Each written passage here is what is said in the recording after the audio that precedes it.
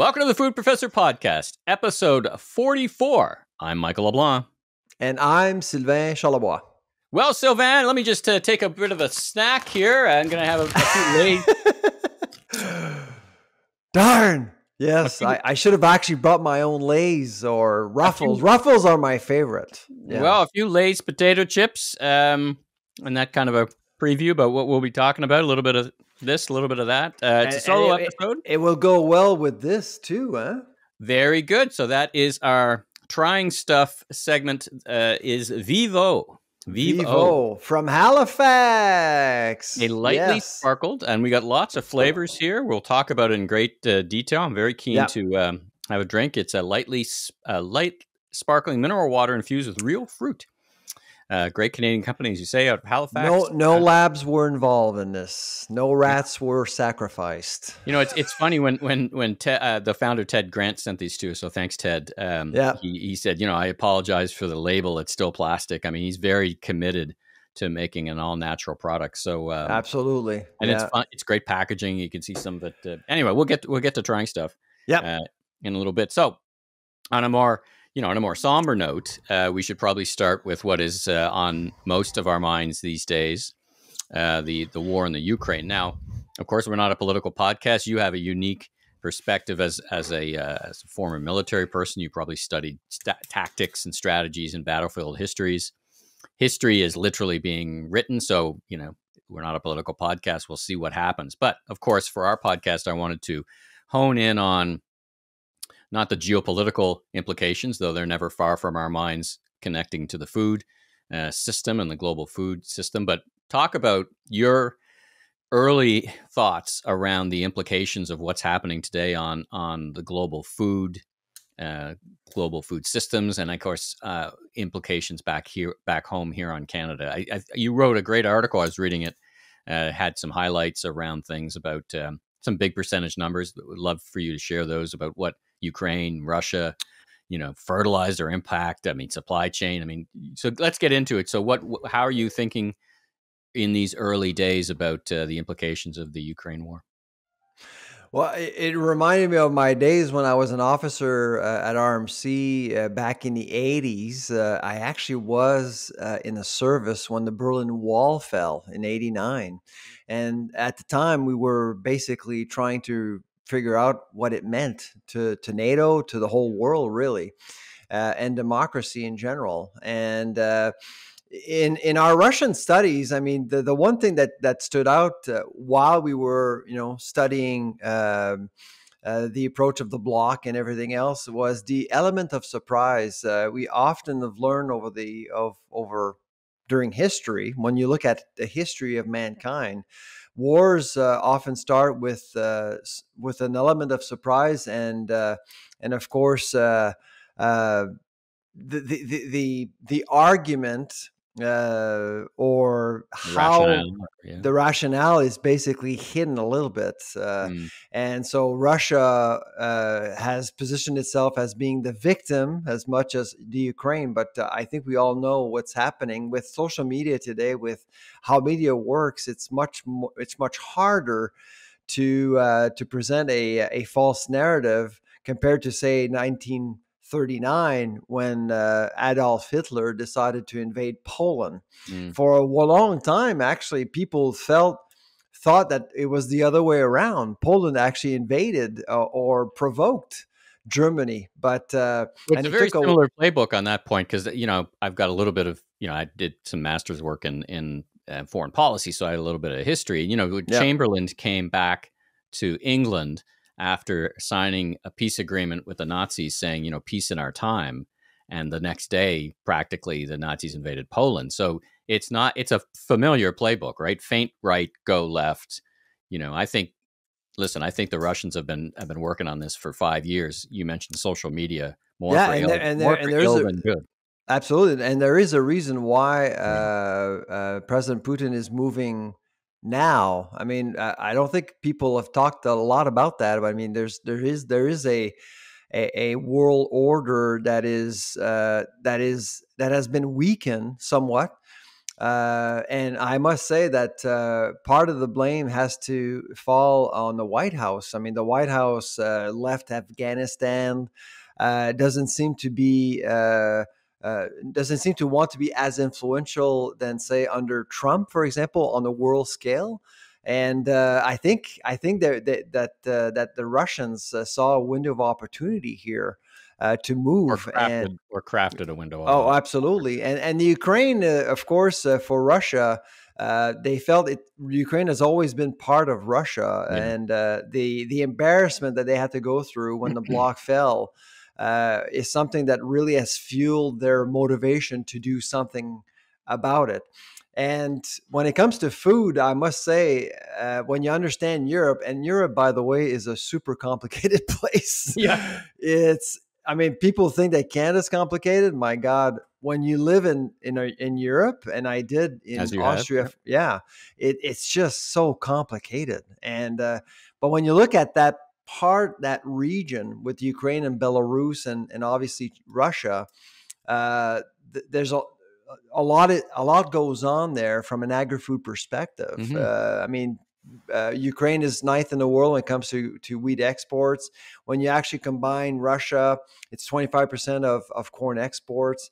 And already early on, you saw that futures were way up. A bushel of wheat is now over $10 US. Can you imagine? It hasn't gone over $10 US since 2008 during the financial crisis. And so the barrel of oil is over 110 US dollars now. So you can see that there's a human induced commodity super cycle going on right now, and that's impacting the entire world. And let's not forget, Belarus, along with Ukraine, they produce a lot of fertilizers. And when prices are up, farmers want to make more. They want to increase yields, and you do it with fertilizers. But fertilizers are super expensive right now. They were expensive even before the conflict. Now they're going to become more expensive.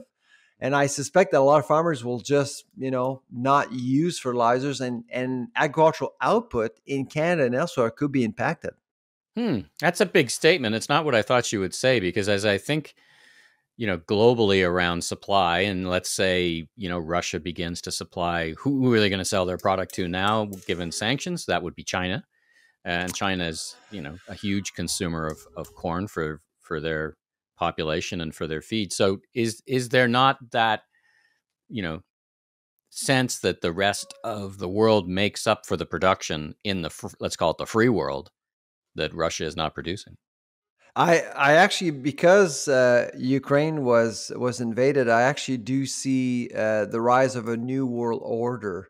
I think we spoke on this podcast before that this is China's year. They're going to be electing, quote unquote, their President Ping, for a third mandate, 5 years, and they've already made some bold statements. And Russia cannot be influential globally without the support of China. And make no mistake, Michael, I know there's a lot out there diplomatically. China is staying away from the conflict, and that's China's style, not to intervene with other nations' affairs. But economically, Russia and China are just one. I mean, essentially, when you look at the numbers, when you look at investments into China and vice versa, they are one. So they will support each other economically. And if you want to become influential around the world and disrupt markets, one way to do it is with the agri-food sector, and they can do it. They have a lot of power. So you don't see a world, so to speak, in these early days where production of all these other commodities shifts to other places, oil and gas, but also food production. You talked about fertilizer. I mean, Saskatchewan is a great creator of potash and fertilizer. Does this start to rewire how we think about producing food? I mean, for all the countries that will no longer buy potentially Ukrainian or Russian food, it creates a gap. I don't want to say an opportunity, but it does create a gap, for Canadian exporters? Oh, absolutely. You look at the nutrient stocks this morning, they're skyrocketing. I mean, the Canadian potash is going to become very expensive. Right. Canpotex, which is our potash sort of single desk model, is going to make a lot of money. Make no mistake, because there's two regions of the world where fertilizers are important: Belarus, Ukraine, and us, essentially. So we'll benefit because the free world will want to do business with us, but prices are going to go up for farmers regardless. I mean, potash, you're looking at, so the record for potash, for example, which comes out of Saskatchewan, is $800 US a ton. I think we're going to get there this year again. And what happened 15 years ago when it did go to $800, nobody bought them. Nobody bought potash because it was too expensive. And then it went down again. So greed is a bit, and all of these contracts are private. It's not like wheat where it's negotiated on world markets. Potash, you're looking at private contracts. So I'm just hoping that production will increase to compensate, to basically try to offset what's actually happening in Ukraine and Belarus. And so companies like Nutrien can actually provide more affordable fertilizers for farmers around the world. Well, I mean, and we may see more government intervention or more government action in the sector that helps to mitigate some of this for Canadian farmers to produce output. Is there precedent for that, where they say, well, we might export at this price, but Canadian farmers' price for buying fertilizer is capped because we're making it here? Do you see that happening? Oh, absolutely. And let's not forget about the positive thing, though, in that context, isn't it? Oh, it is. Absolutely. I think there's an opportunity there for sure. But I mean, I'm always trying to find a positive spin out of anything. And this one really is disappointing, and it's really hard to see any positive because, as you know, Michael, the agri-food sector was already dealing with some problems with supply chains and commodity prices. This conflict with Russia and the Ukraine is likely happening at the worst time, really, for the agri-food sector, and I think everyone knows it.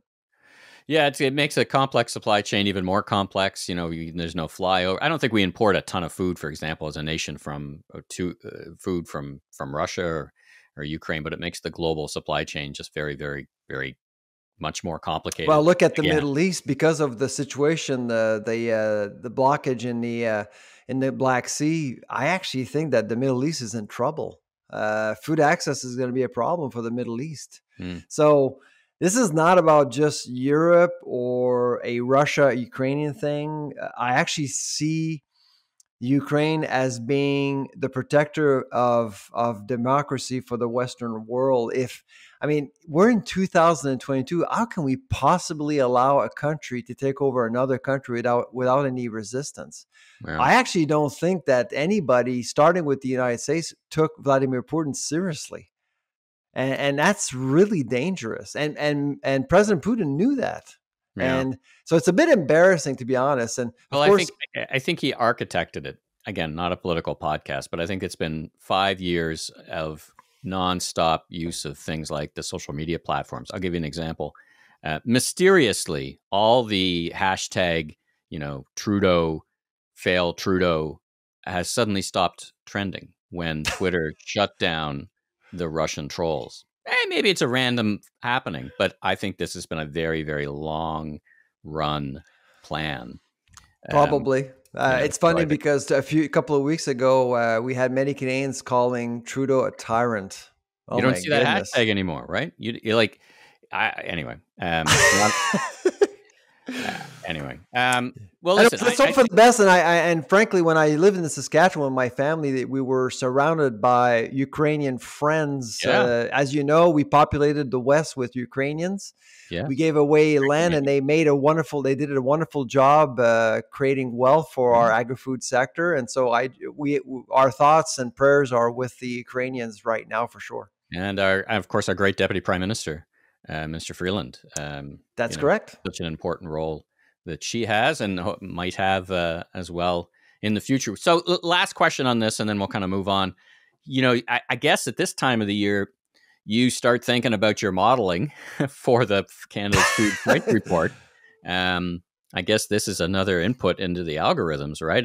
History's still being written, but I guess that's present of your mind because that'll start, as you said, Yeah, influencing we're your still at contribution. 7%, but let me tell you, I mean, we're starting to think about beyond 7%. So it's going to be a hard year for sure, and let's hope. And to be honest, I actually think that that governments will have to start thinking about wages and food affordability. I mean, this is going to be a really big problem for many, many Canadians, unfortunately. And so Yeah. this is happening elsewhere around the world, but it's going to impact many, many Canadian families, unfortunately. Yeah. Well, Bank of Canada raised their rate today a few basis Yep. points to try and rein in inflation. I actually had the opportunity to interview for the Voice of Retail podcast, former governor of the Bank of Stephen Canada. Poloz, Stephen yeah. How Poloz. did it? Did you enjoy it?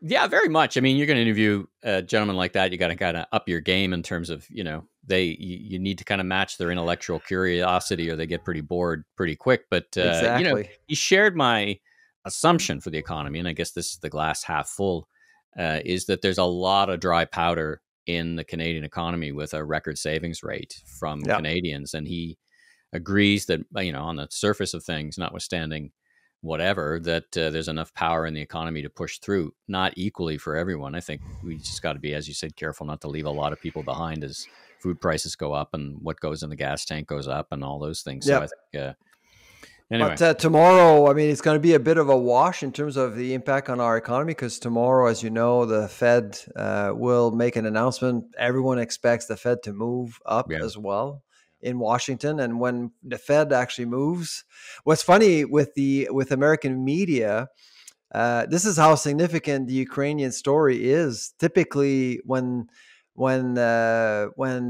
business news looks at a week when the Fed will actually make a decision, it's all about the Fed. Not this week. Yeah. This week, it's all about the Ukraine.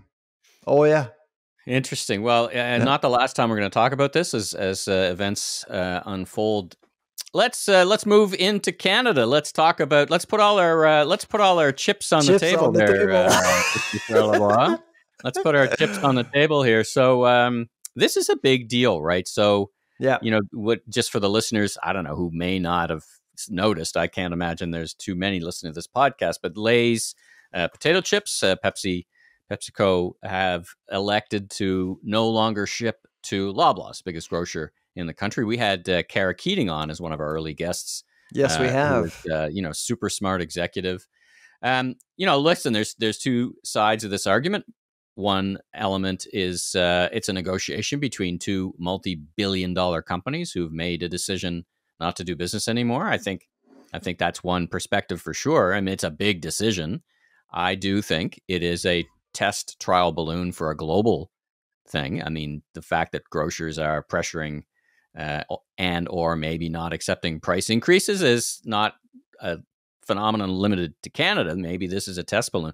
You would know that any decision of this magnitude would be taken and approved by the most senior levels of the global PepsiCo company. Oh my goodness, absolutely. Yes, this is not a regional division saying, hey, I'm just going to, it has big ramifications. Cut ties with my biggest customer.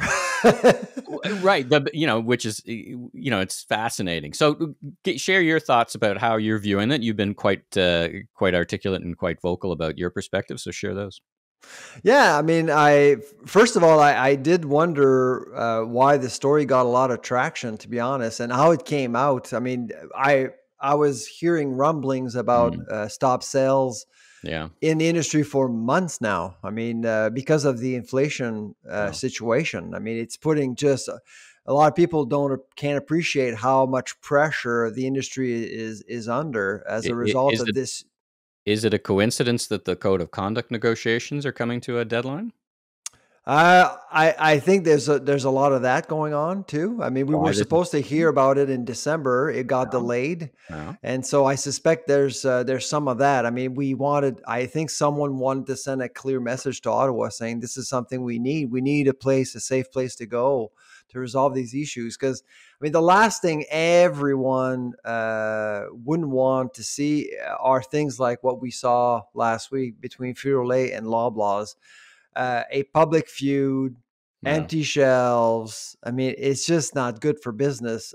on both sides. I don't know. It worked out pretty good for Peter Neal and his business.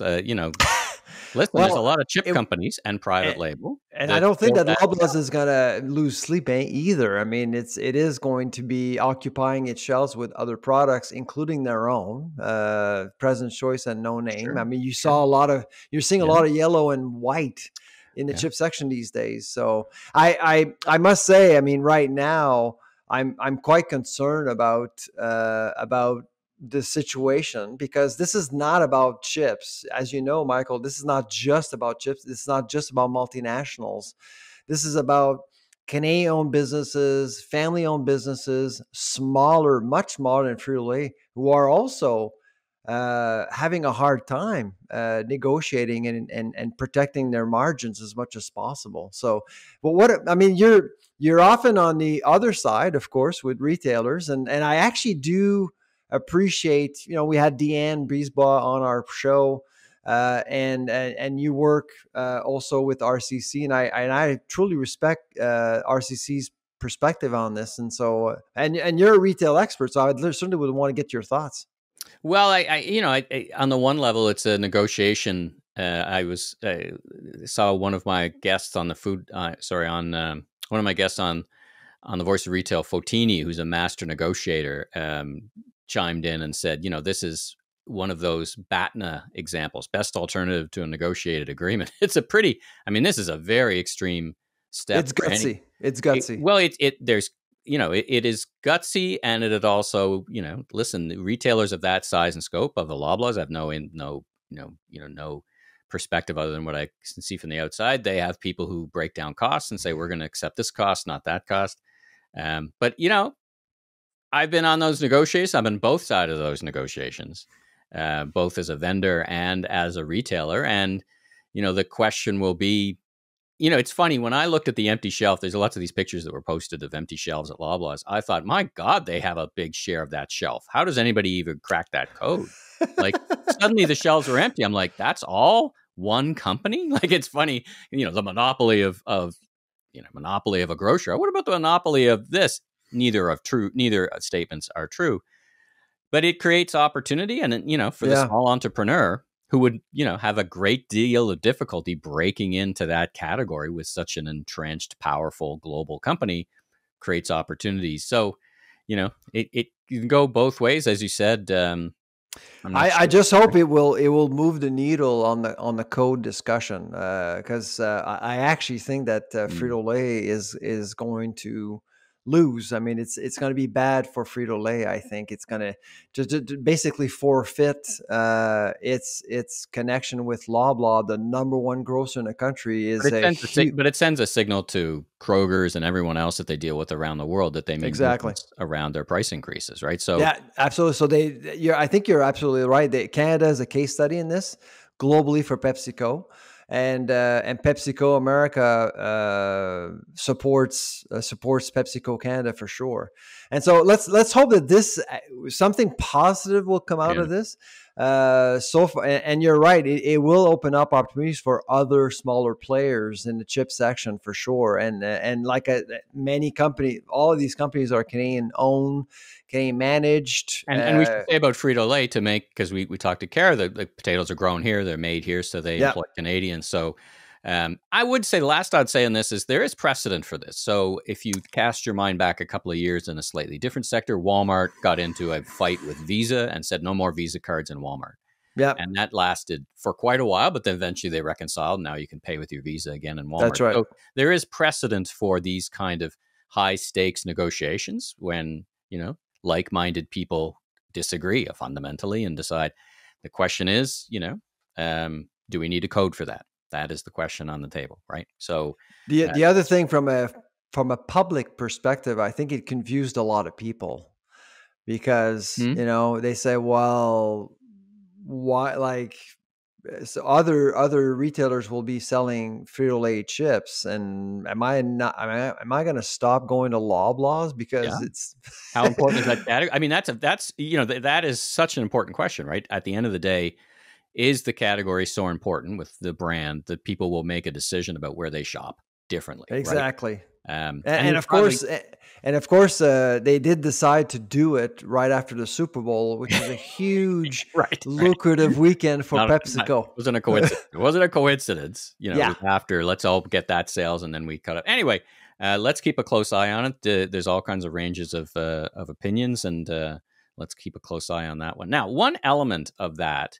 and we'll talk about this for a second, then we'll get to our trying stuff segment, is the go direct idea, right? The brands can then, okay, so if I lose my distribution, I'm going to go direct. Many of these companies, including Vivo, sell direct. I said, you and I exchanged a few Twitter messages. You know, what if Frito-Lay goes direct? And I said, never, ever will they be successful at that. And my point is, you're starting to see a lot of these digital native vertical brands trying. Now you're saying never, right? Never. Not. I would believe you. I'm just throwing out an hypothesis here. Yeah, and I think there are some instances. It's a tough pivot. Absolutely. It's tough. The unit economics don't work. We're starting to see that in all these underwater digital native brands. I'll give you an example. Allbirds, which is a shoe company, very, just did an IPO for millions. They basically said uncle, and they signed a deal to go into 500 Kroger's, or not Kroger's, but Kohl's in the States, right? Go what we call traditional wholesale. I think the magic is, and this is for anyone listening who's in the food business, the magic is figuring out both, right? How do you do 1 + 1 = 3? How do you take market share? How do you both sell direct to consumers who are passionate about your product and get nice wide distribution, and everybody wins? So I mean, that's the secret sauce, the magic, right? So we're going to have the president of Dainty, which is a great Canadian rice company, is going to be one of our guests. And on their site, they've got a very fulsome offering of their product. But at the same time, they're very fulsome offering of other types of their product around. So they sell rice cookers. I looked at that rice cooker. It was so cool. It was a very cool rice cooker. I had no idea. I ordered some, by the way. I ordered. The unfortunate thing about this debate is that we both agree. That's the problem. I'm an academic. I'm allowed to, send out weather balloons here and there and provoke conversations about all sorts of things that don't exist. And it's such a valuable discourse, right? I mean, it's a wonderful opportunity to just talk these things out and have a great discourse, right? Different people chime in. I thought it was a great discourse. All right, but I think Frito-Lay at the end of the day, Frito-Lay needs Loblaws and vice versa. I mean, that's basically it. Yeah. Yeah. Well, we'll see. We'll see what happens. No doubt they're both listening. So good luck to you both. Yes, absolutely. All right. Well, let's get to our trying stuff segment. All right, this is our trying stuff segment, and this is Vivo. Am I pronouncing that right? Vivo, which is a very clever name. Vivo was very generous. They gave us 4 flavors to try. Here's the packaging, which is just wonderful. That's right. Yeah, and packaging is just wonderful. 4-pack. Oh yeah, very lovely. And we got beautiful boxes from Ted. And by the way, Ted Grant is full of energy. I've actually had lunch with him a couple of times in Halifax. Full of energy, true entrepreneur. Yeah, and he's a firm believer in sustainability. And this product shows his commitment to sustainability for sure. Well, let's try see what his commitment is to. So, which one are you trying first? I'm going to try the blueberry one. It's been on my shelf the longest, so I'm going to try the pressed tart cherries. Ah. Let's pop it up. All right. Cheers to that. Cheers to Au Vivo. Oh, that's really nice. Like it's bright. Yeah, what do you think? Oh, wow. Well, pressed tart cherries.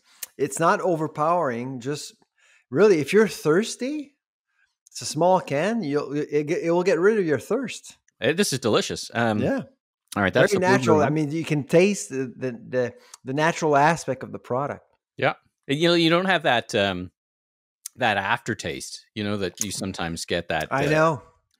And some of the products out there, I mean, they have all sorts of unnatural ingredients. You have no idea what you're drinking, but this is absolutely very natural. It's 35 calories per can. Yeah.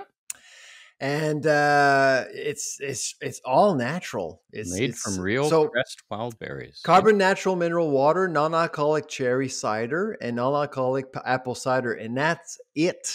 That is it. All right. I'm going to try the ripe strawberry. Let me give that a try. I'm going to try the Press Crisp apples. Delicious.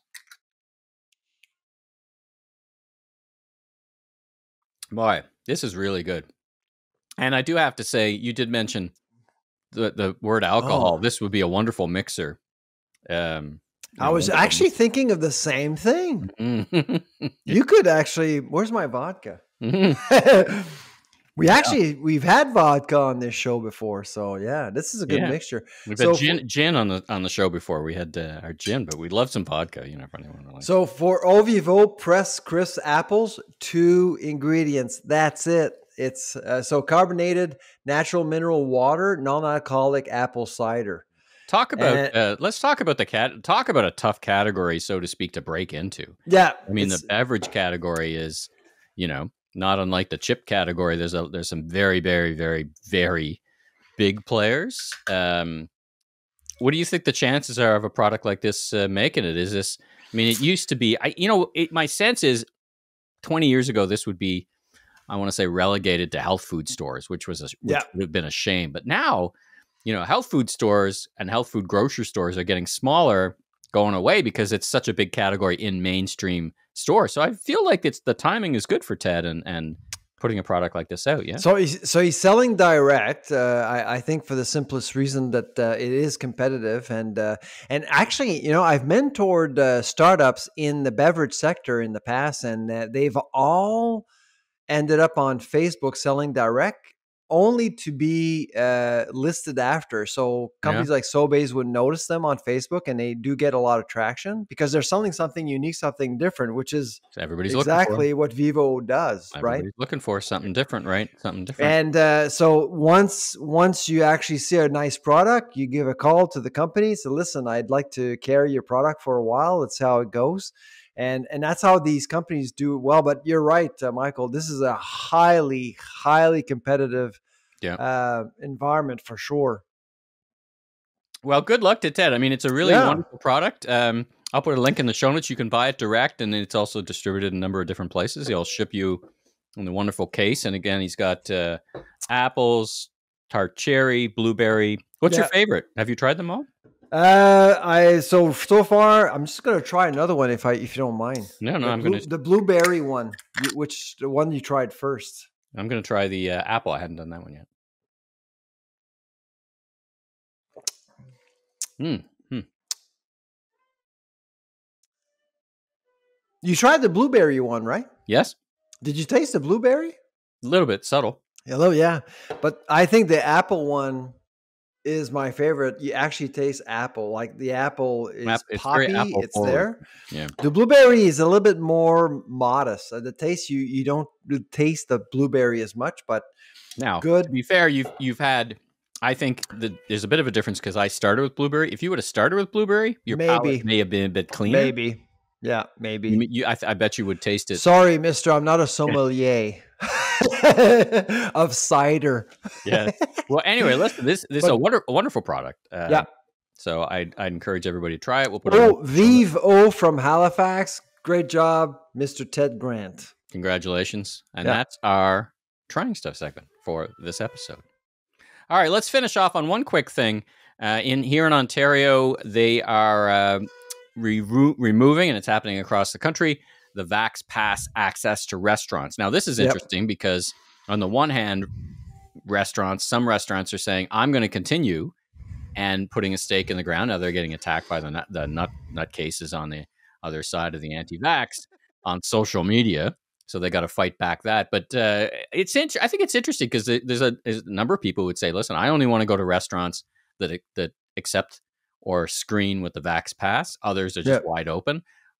How do you think this is going to flow out? I mean, this could be for the rest of the year. Do you think it's a good strategy that restaurants say these kind of things? Or, I mean, you have a unique perspective living in a place where there's no limitations. How are you thinking? No, there's no limitation. And frankly, I wore a mask for the first time in 2 months visiting NASA last weekend because masks are mandatory there. In Canada, because it's science-based. I mean, I told my wife and kids, I'm not surprised that they're making this mandatory because it's science-based. And so for restaurant operators, I think it's important for them to recognize who their clients are. It's every case, I think, is different, and you have to make a call in terms of what's going to be best for them. Are passports making people feel safer? For a lot of people, they do. For others, it doesn't. And so it depends where you are, where you're located, what kind of business you're running, who's your clientele. I think it boils down to that. And so based on that, you just have to make a call. So I'm expecting a lot of variations here. What about you, Michael? Well, I was there's an article on a local favorite diner in Toronto, and basically they said, listen, they have a lot of regulars, and this is one of the things. Like if you're in I think location and your value proposition has a lot to do with it. If you have a lot of regulars and you ask the regulars, what do you think, and they all want X, you do X basically. And in that case, they said, nope, we still want the Vax Pass, and then you're going to lose customers, but are you going to gain from it? And their assessment was that they were. I went out to it was March break or February break, my wife, my daughter, and I went to a restaurant which is actually in a private club, the club you and I were in, Clio. Yep. And we went there for food. There's nobody there because they're just kind of getting back up to the speed. But what struck me on a similar note, this was pre the release or the reduction in the Vax Pass. Boy, it was not an inexpensive meal. And my wife and daughter were like, oh my goodness. Now they've made some decisions around what they're serving. The quality, by the way, was outstanding. Like the quality of the food, top notch. But so was the price. And I was reflecting and we were chatting about it over lunch. This is the new reality where restaurants need to charge, more than you've ever imagined for food. It's fantastic food.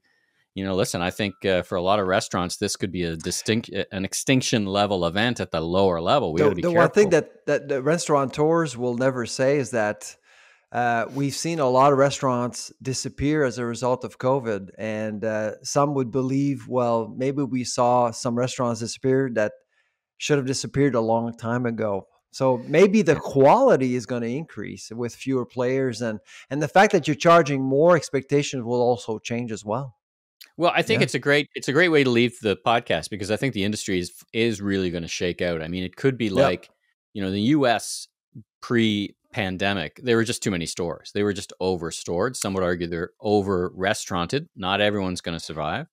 We wish everyone the best, but I think this will be a very interesting year of, where do you want to go? And I guess last, I think I'm a little baffled, and maybe if there's policymakers listening, what's going to take restaurants at the mid to high level to come back is business dining, right? Yeah. That's got to happen. I'm not sure why they don't, to encourage the industry, make it such that you could write off 100% of that as an expense. Because right now, as you may know, it's 50%. 50%, Wouldn't that be a good thing to do? I mean, you've got to get business diners back out. Those are the folks who can afford to pay the $200-$300 for a meal because it's a business expense. I mean, that I'm all for it. By the way, the other day I brought my family out to dinner in Florida. It was about $100. Do you know how much tax I paid on the $100 at a restaurant? $3. Different world. Different world, and there's no income tax in the state, as you know. So, yeah, I mean, I at some point, to encourage businesses to get people out again. Yeah. Fiscal powers can go a long way. Yeah.